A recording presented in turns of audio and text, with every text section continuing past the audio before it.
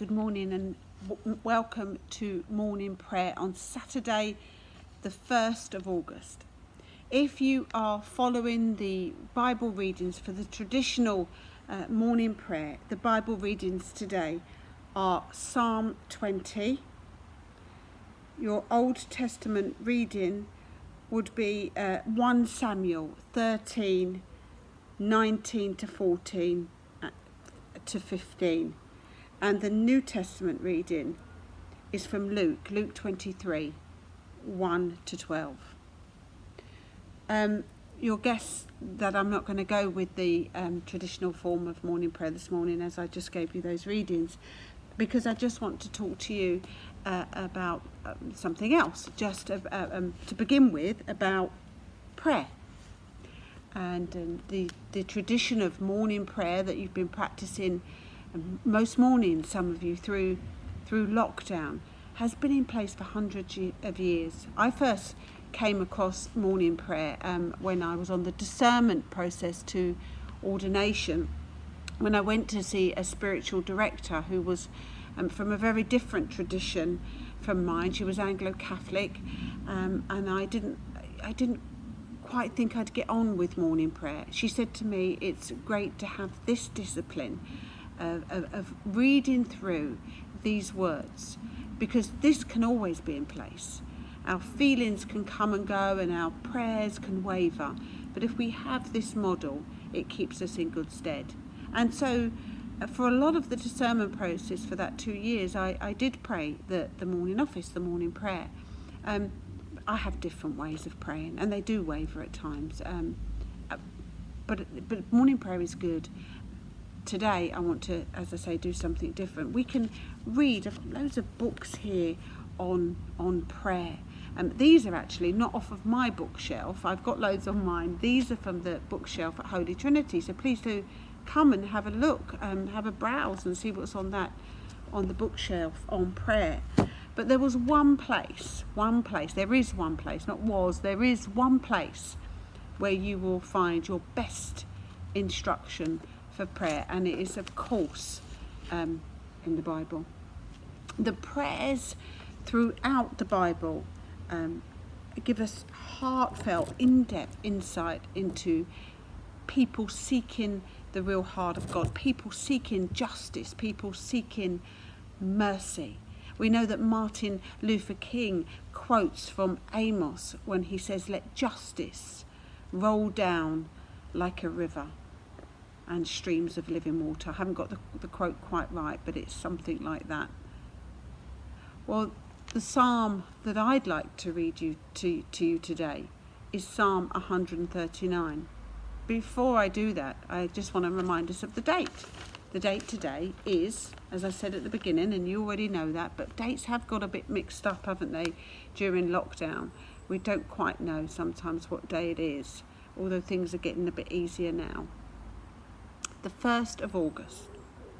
When I was growing up, and you still hear people saying it now, there was this saying, pinch punch, first day of the month, no return. I used to say that, and some people add something on about white rabbits. I didn't know that bit. But I wondered, I was thinking about this the other day, where does that saying originate from?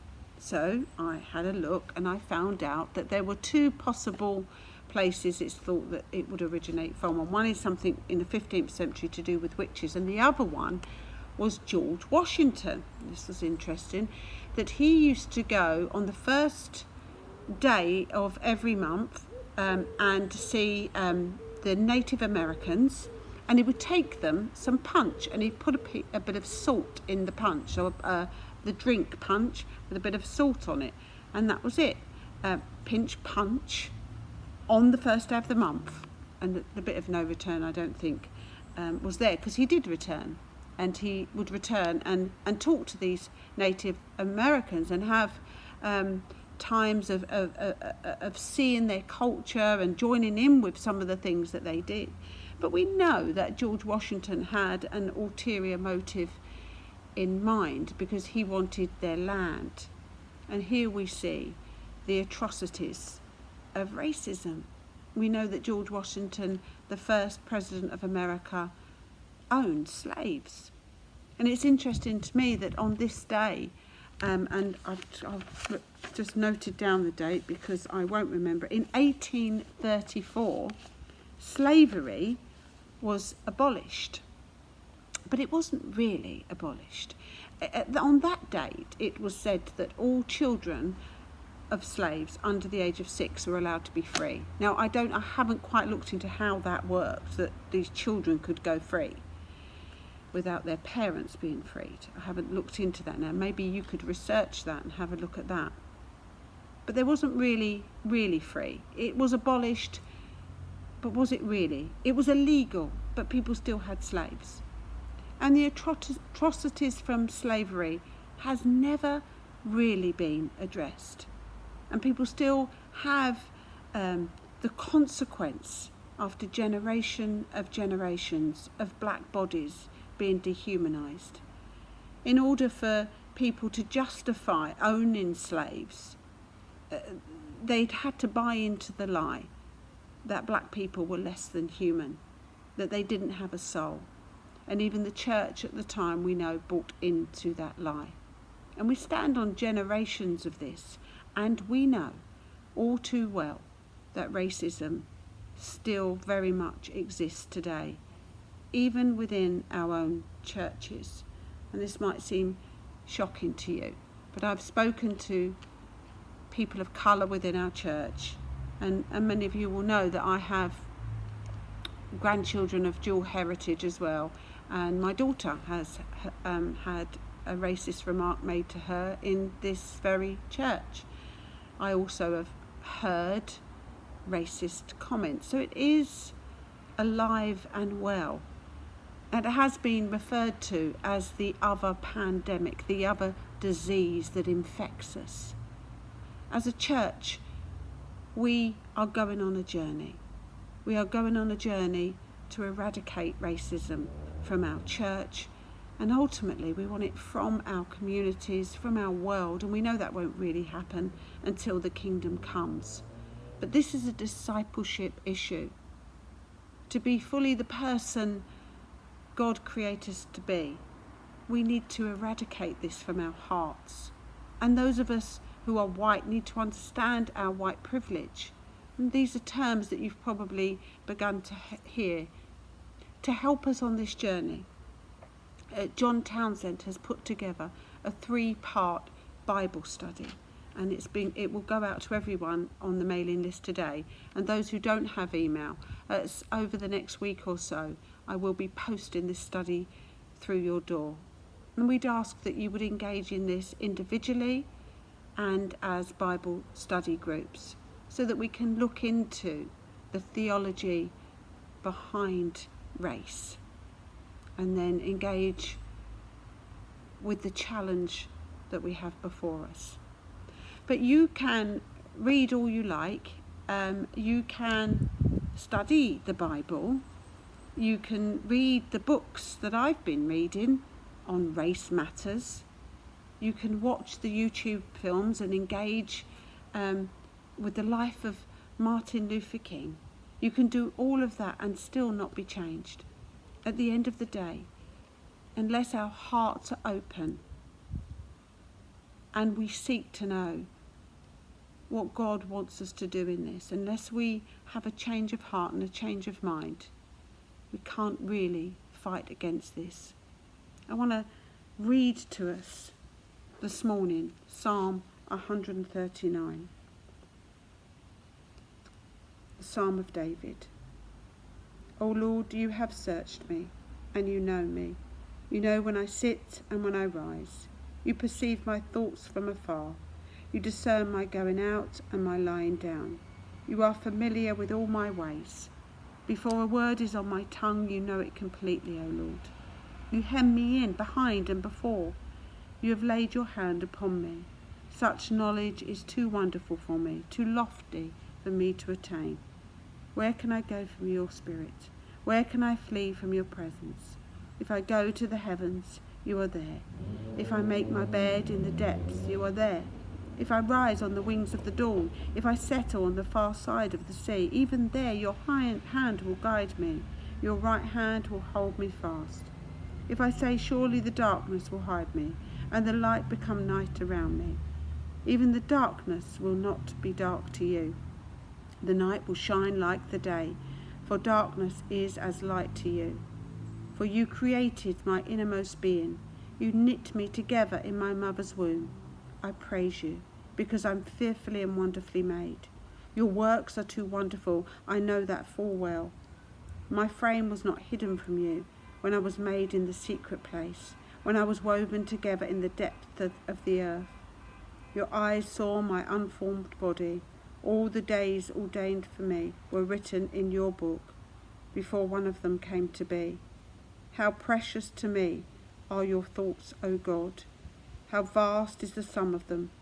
Were I to count them, they would outnumber the grains of sand. When I awake, I'm still with you. If only you would slay the wicked, O God. Away from me, you bloodthirsty men. They speak of you with evil intent. Your adversaries misuse your name. Do I hate those who hate you, O Lord? Do I not hate those who hate you, O Lord?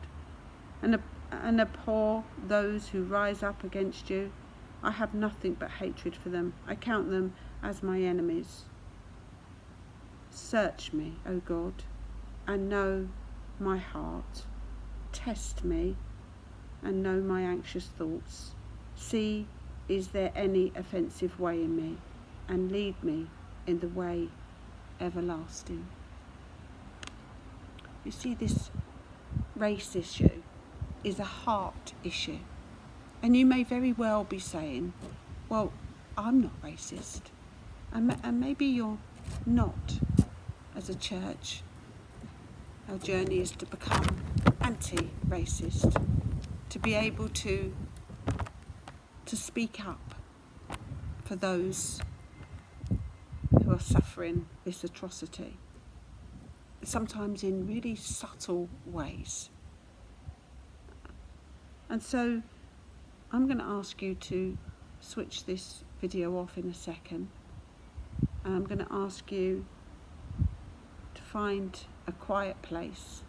It might be where you're sitting right now, and on your own, even if you are watching this as a couple, I wonder if you just find that place individually on your own and simply pray.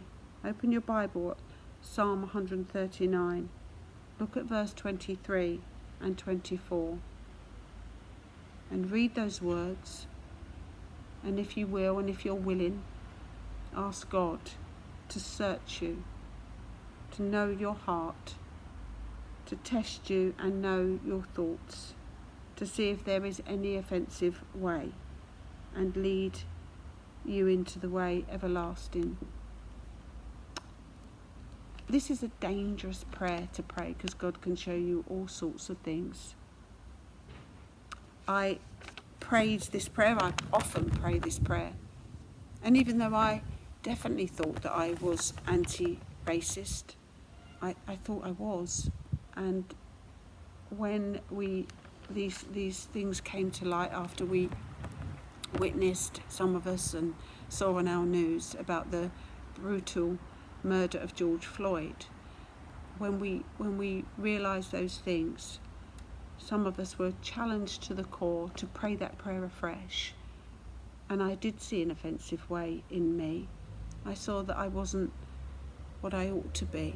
I hadn't spoken out, and sometimes I'd even thought when people of colour would say something about racism, I would say, oh, I think they're just being oversensitive. That's not right. I didn't listen properly. And so I have repented of that. And I, with you, am on a journey. So I'm going to ask you now to just find a place. Go and read those verses in Psalm 139. And when the Bible study comes, engage with it and be blessed, because we can make a difference. Amen.